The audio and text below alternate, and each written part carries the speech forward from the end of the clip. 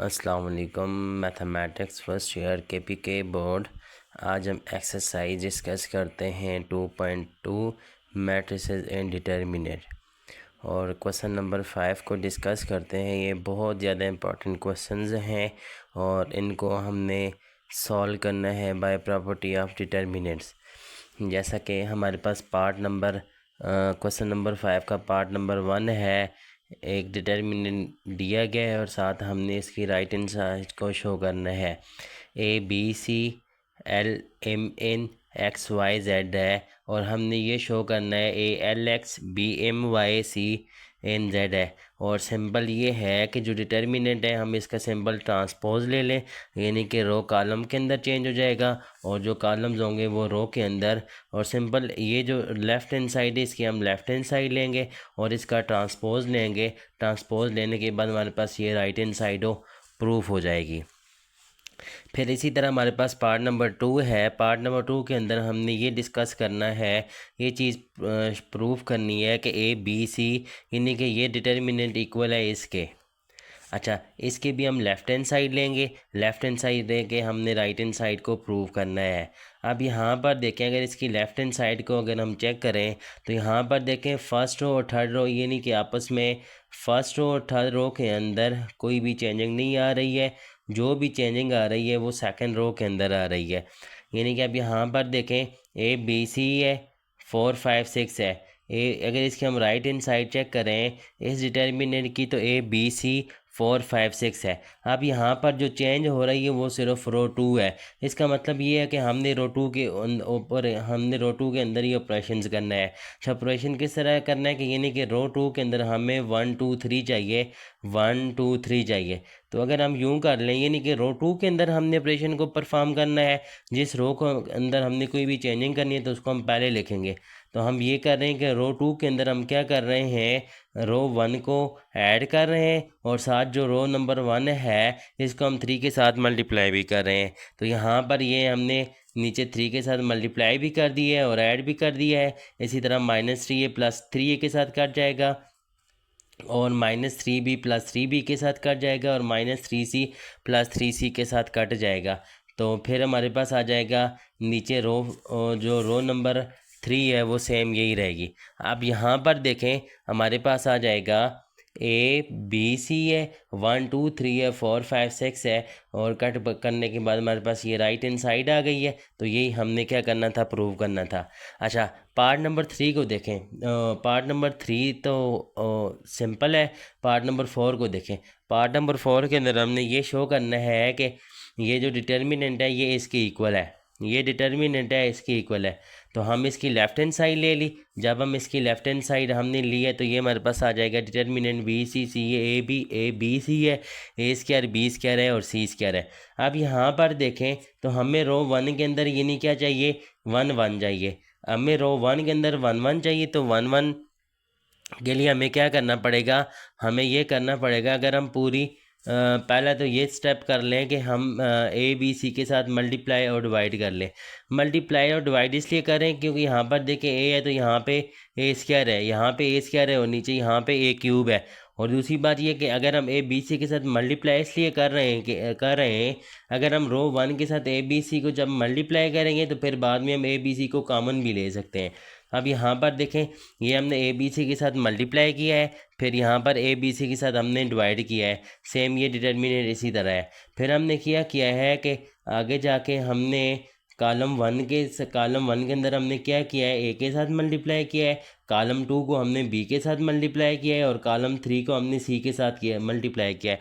Multiply इसलिए किया है क्योंकि हमें यहाँ पर जो राइट हैंड साइड है वहाँ पर हमें चाहिए रो 2 के अंदर क्या चाहिए, रो 3 के अंदर क्यूब चाहिए। तो इसलिए यहाँ पर हमने क्या किया है कि इसको मल्टीप्लाई किया है। अच्छा, मल्टीप्लाई करने के बाद हमारे पास ये फॉर्म बन जाती है। ये फॉर्म बनने के बाद हम क्या करेंगे कि रो 1 से अगर हम ABC को बाहर कॉमन ले लें, जब हम रो 1 से ABC को बाहर कॉमन लेंगे तो पीछे हमारे पास रह जाएगा, अंदर हमारे पास 1 1 रह जाएगा और बाहर ABC आ जाएगा। अब ABC के साथ कट जाएगा तो अंदर हमारे पास 1 1 1। तो ये इसकी राइट हैंड साइड आ जाती है और यही हमने क्या करना था, प्रूफ करना था। अच्छा, एक नेक्स्ट क्वेश्चन है प्रूव दैट क्वेश्चन नंबर 6 है और ये भी बहुत ज़्यादा इंपॉर्टेंट है। अब यहाँ पर हमने इसको शो करना है a - b - c - a इस डिटर्मिनेंट को इक्वल टू 0 के बराबर शो करना है। इक्वल टू बराबर का कैसे होगा, तो ये प्रॉपर्टी ऑफ डिटर्मिनेंट से इसको हमने क्या करना है, सॉल्व करना है। अच्छा, अब यहाँ पर देखें, इसकी भी हमने लेफ्ट हैंड साइड ले ली है। लेफ्ट हैंड साइड लेने के बाद हमने यहाँ पर यह कौन सा स्टेप ऑपरेशन को परफॉर्म किया है, हम ये कर रहे हैं कि कॉलम वन के अंदर हम क्या कर रहे हैं, कॉलम 2 और कॉलम 3 को ऐड कर रहे हैं। कॉलम 1 के अंदर क्या कर रहे हैं, कॉलम 2 और कॉलम 3 के अंदर ऐड कर रहे हैं। यानी कि कॉलम 1 के अंदर चेंजिंग हमने करनी है, यानी कि हम कोई भी रो को भी कर सकते हैं, किसी भी कॉलम को भी कर सकते हैं।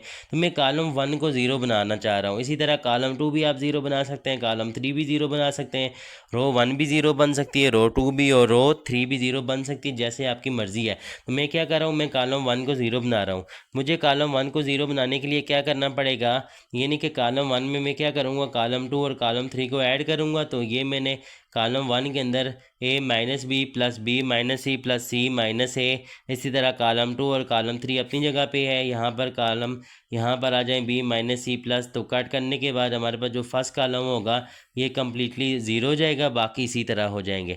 अच्छा, अब हमने एक प्रॉपर्टी ऑफ डिटर्मिनेंट पढ़ी है, वो प्रॉपर्टी हमें ये कह रही है, अगर हमारे पास कोई सी भी रो या कोई भी कॉलम, यानी कि किसी भी रो या कॉलम के अंदर अगर उसकी तमाम एंट्री 0 हैं, तो उस मैट्रिक्स का जो डिटर्मिनेंट होगा वो इक्वल टू 0 होगा। तो ये हमारे पास आ जाती है। यहाँ पर देखें, कॉलम 1 हमारे पास इसके तमाम जो एलिमेंट है वो 0 हैं।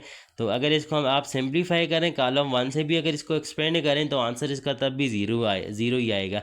तो इसलिए हम यहाँ पर डायरेक्टली प्रॉपर्टी का यूज़ करते हैं, तो ये हमारे पास इक्वल टू 0 आ जाएगा। अच्छा, फिर इसका पार्ट नंबर 2 है और ये बोर्ड के लिहाज से बहुत ज़्यादा इंपॉर्टेंट है।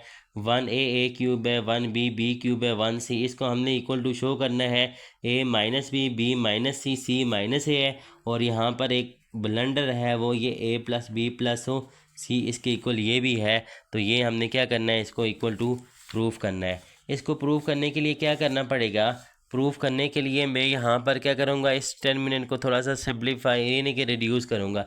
रिड्यूस करने के लिए मुझे क्या करना पड़ेगा, अगर मैं रो 2 में से रो 1 को माइनस कर दूँ और इसी तरह रो 3 में से रो 2 को भी मैं माइनस कर दूं, तो माइनस करने के बाद मेरे पास ये बन जाएगा, यानी कि रो 1 तो सेम रहेगी, रो 2 और रो 3 के अंदर चेंजिंग आएगी।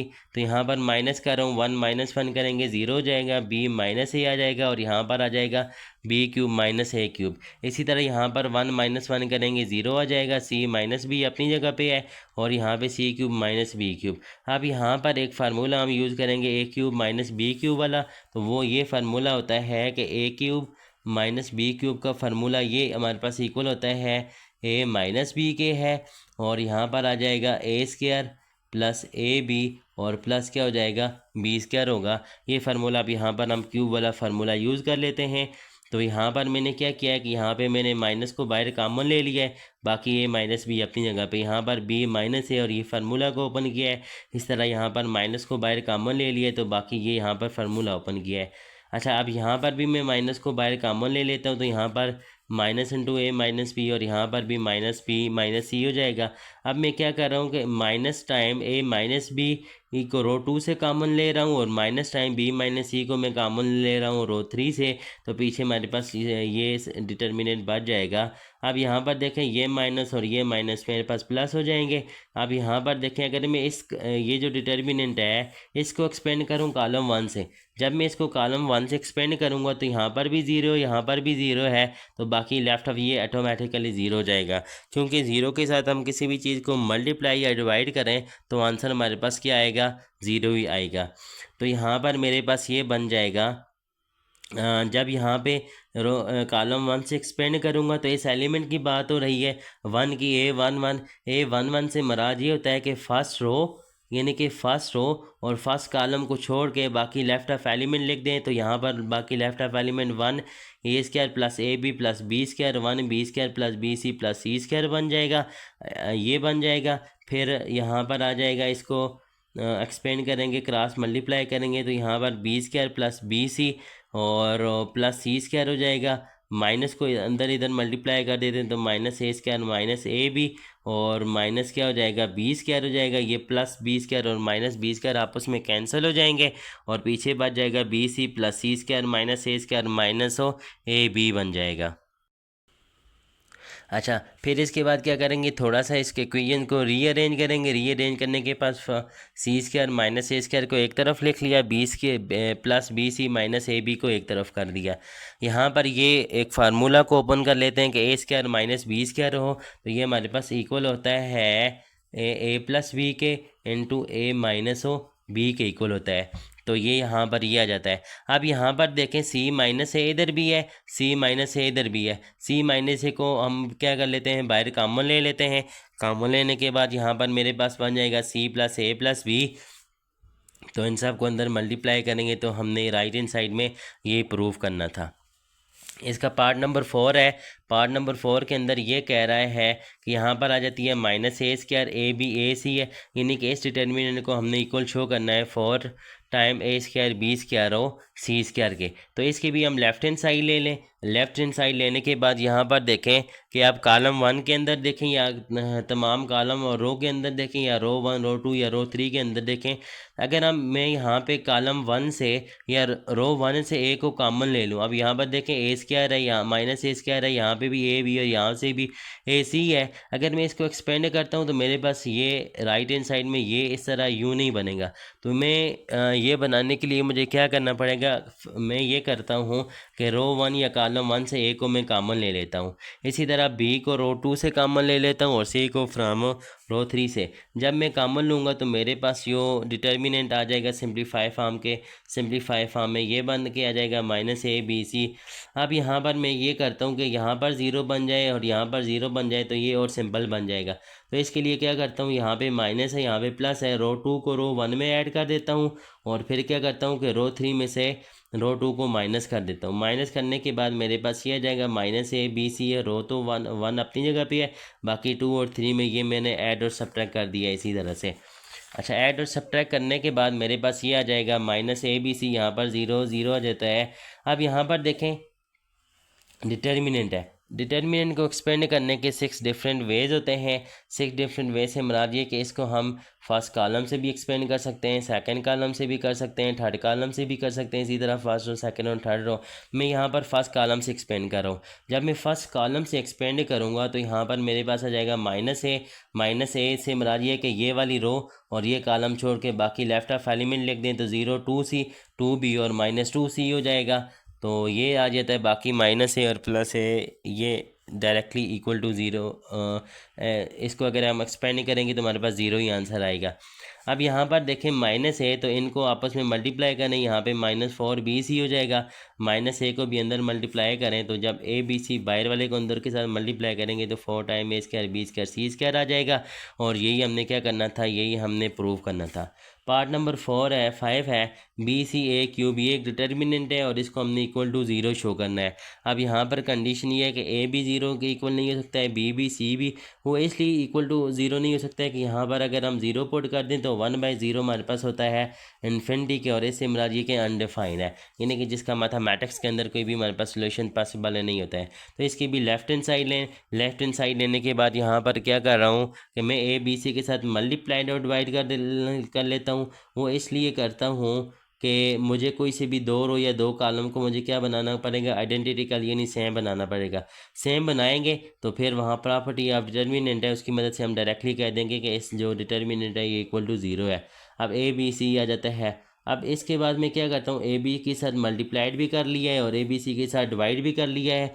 अब ये जो ए बी सी है इसको मैं क्या करता हूँ कि कॉलम जो 3 है उसके साथ तो कॉलम 3 के साथ मैं अंदर मल्टीप्लाई, अच्छा ए बी सी के साथ मैं क्या करता हूँ, कॉलम 3 को मल्टीप्लाई कर लेता हूँ। तो यहाँ पे A B C A B C A B C जो हमारे पास सेम चीज़ें होंगी वो काट जाएंगी, बाकी डिफरेंट वाली इसी तरह रह जाएंगी। तो यहाँ पे मेरे पास रिजल्टेंट में बी सी ए सी और भी ये डिटर्मिनेंट बना है। अब यहाँ पर देखें कॉलम 1 और कॉलम 2 के अंदर देखें तो हमारे पास एलिमेंट आपस में क्या है, सेम है। अगर ये सेम है तो हमारे पास एक प्रॉपर्टी ऑफ डिटर्मिनेंट है, वो ये कह रही है कि अगर हमारे पास कोई से भी 2 रो या 2 कॉलम आपस में सेम हो यानी कि आइडेंटिकल हो तो उस मैट्रिक्स का जो डिटर्मिनेंट होगा वो इक्वल टू ज़ीरो होगा। अब यहाँ पर देखें कॉलम 1 और कॉलम 3 आपस में ज़ीरो हैं, तो हम डायरेक्टली प्रॉपर्टी ऑफ डिटर्मिनेंट लगाएंगे तो वो इक्वल टू ज़ीरो लिख देंगे। अब 1 divided by A B C multiply by zero, यानी कि ज़ीरो को किसी भी चीज़ के साथ मल्टीप्लाई या डिवाइड करें तो आंसर हमारे पास ज़ीरो आएगा। तो ये राइट हैंड साइड थी, यही हमने क्या करना था, प्रूव करना था।